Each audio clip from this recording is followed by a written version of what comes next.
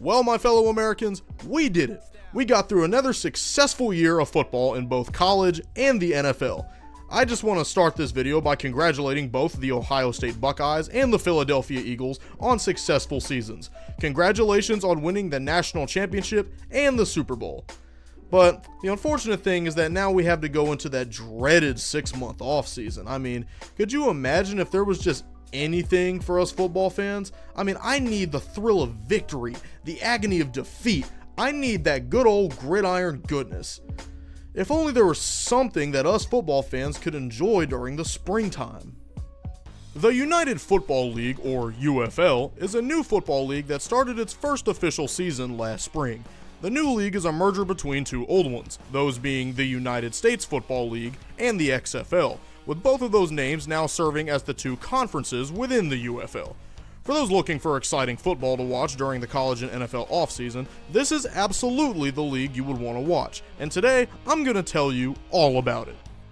But before I get into the nitty-gritty of how the league is today, I want to give you guys some sort of backstory and history on how things came to be, just so we're all on the same page. The USFL was a football league founded in 1982 that was designed to play during the spring, since there was no football on TV during that time. The league consisted of 12 teams during its first year, most of which were in previously established NFL markets. All of the teams were franchises with individual owners similar to that of the NFL. It was wildly successful in its first season, with attendance records meeting expectations and TV ratings even exceeding them. Things were going smoothly up until 1984, when Donald Trump purchased the New Jersey Generals. You see, Trump had been trying to be the owner of an NFL team for years, notably targeting the Baltimore Colts. However, in order to become a franchise owner, you need to get the approval from the other owners in the league, which just never happened. This led to Trump devising a plan that was sure to get his foot through the NFL door. The idea was that Trump and his millionaire friends were going to buy multiple USFL teams, poach stars from the NFL, and try to move the league from the spring to the fall. After that, they were going to sue the NFL for being a monopoly and not saving any television time for the USFL. This was all conspired with the absolute certainty that the NFL would allow the USFL to merge with them out of fear, thus tripling the investments initially made by Trump and his friends when they bought the teams. After enough rallying, the league did move to the fall. Players were poached, and the USFL did sue the NFL just like they had planned. Fortunately for the league, they won the lawsuit. The bad part is, they were only awarded $3 in damages due to the jury ruling that the NFL was not the cause of the USFL's financial troubles. Understandably, the NFL wanted nothing to do with the USFL after that, and the entire league folded into obscurity before its first fall season could ever begin in 1986. We wouldn't hear about the USFL again for another 36 years when the league was rebooted in 2022 as a single entity under Brian Woods. None of the original figureheads were brought back to its reboot for obvious reasons. The league secured a contract with Fox Sports and had a successful return that brought spring football back to television. The XFL was a league created in 2001 by WWF chairman Vince McMahon, and is probably the more infamous of the two spring leagues. Funnily enough, the X in XFL actually doesn't stand for anything. One might assume that it stands for Extreme Football League, but that name is actually occupied by an entirely different organization. For McMahon, he sarcastically referred to it as the Extremely Fun League, poking fun at the phrase No Fun League, which is something fans started calling the NFL after more and more players were getting penalties and fines for celebrations. The goal of the original XFL was to basically merge the realities of pro wrestling's sports entertainment philosophy with football. In essence, they purposely did things weird to separate its identity from the NFL. The presentation style really didn't land well with audiences. There were fewer rules, hot mics, encouraged violence, suggestively dressed cheerleaders, wrestling commentators, mid-game promos, cameos from WWF superstars, scripted locker room bits, and so much more. They even got rid of the opening coin toss and just had the team captains duke it out for whoever got possession to start the game. Did I forget to mention that this stuff was on NBC too? Like, even the Attitude Era wasn't on local television. Long story short, the XFL was trying way too hard to be edgy with a crowd that just wanted to watch some football. The quality of the football played on the field was also really bad, which didn't help. The players seemed like they didn't even want to be there half the time. Attendance suffered greatly as time went on, and eventually the league folded while also going down in history as one of football's biggest failures ever. There is no XFL this year. The league folded. Who told you? Last year's MVP.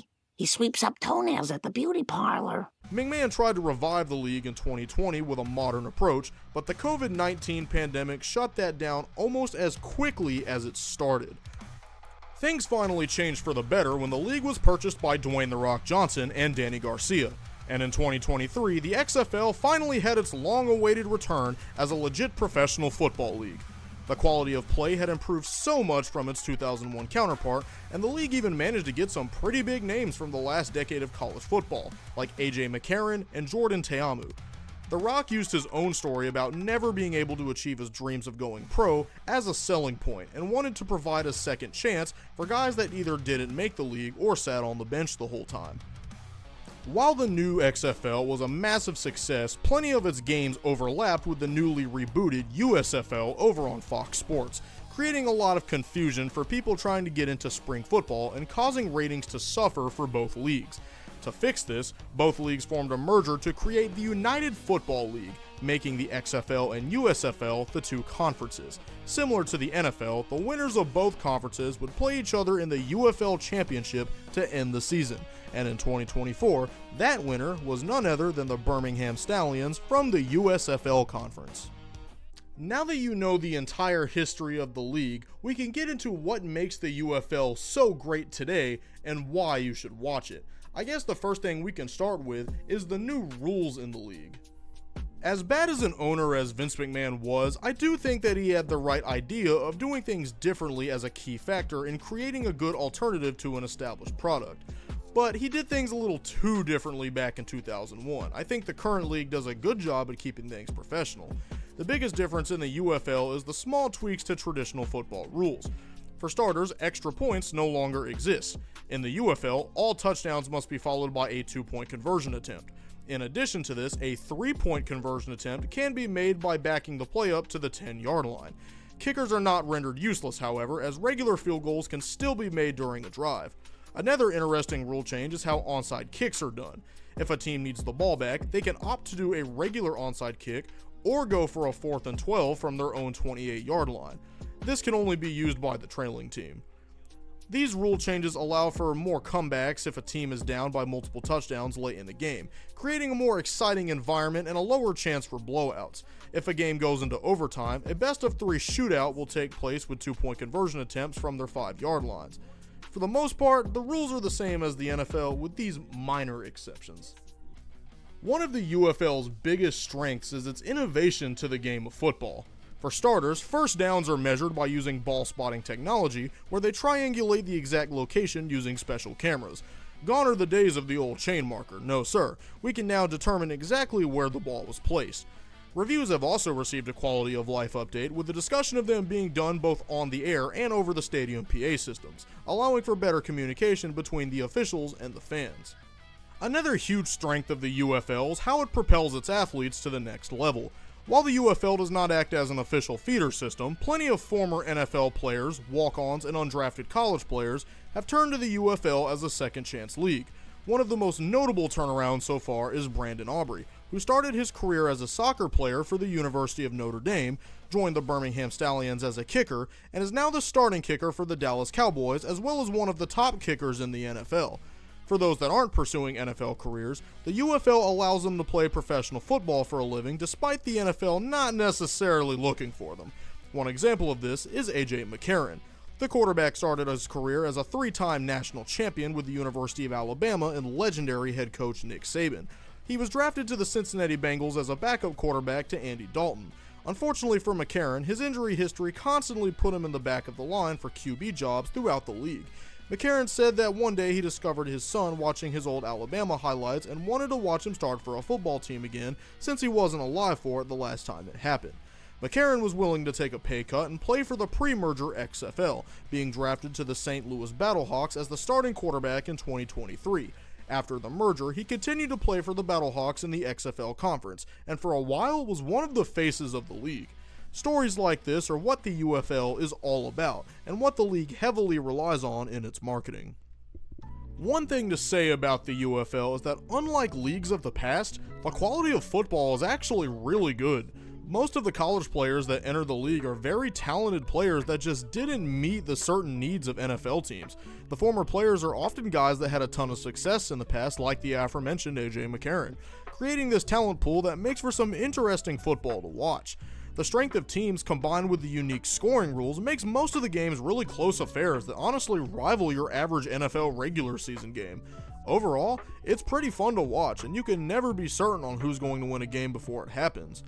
Normally with leagues like this, they tend to not last very long, usually because of bad ownership of bad quality of football. Thankfully, the UFL succeeds in all of these departments and has been functioning strong since its merger last year. I mean, how often do you see spring football leagues get Super Bowl ad spots? That alone is a testament to this league's potential. I hope that more fans get involved this year. I attended the Stallions vs. Battlehawks game last season, and let me tell you, it was so much fun. Seeing the community be involved in such a way that they were really opened my eyes to how much potential this league has. I mean, multiple teams have come up with unique traditions already, like the DC Defenders with their beer snake and the Birmingham Stallions with their shirtless section. I mean, the people of St. Louis lost their NFL team years ago, and because of that, are very grateful for the UFL and even fill up the stadium every week for a Battlehawks game. Mind you, this is the only fan base that consistently does this in the entire league. I would love to see this type of dedication with all of the teams going forward. Thank you guys for watching another episode of the Pigskin Parrot. I know that it wasn't college football focused like these episodes normally are, but I just really wanted to shine a spotlight on the UFL before it kicks off its second season on March 28.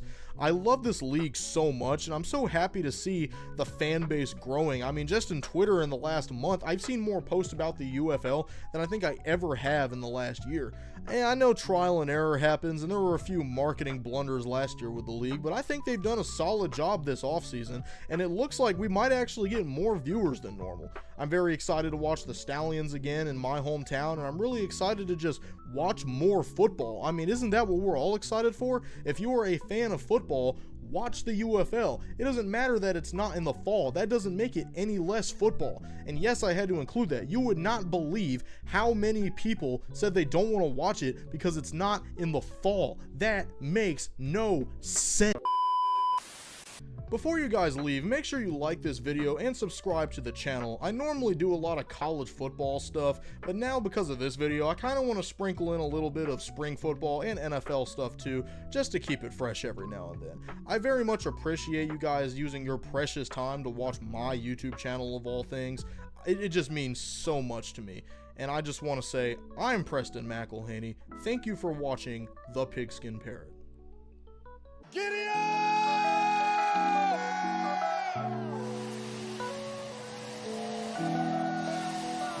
Hold on, don't pop that one, Tom's here. And so as the champagne begins, I'm going to hide under Tom Brady right now.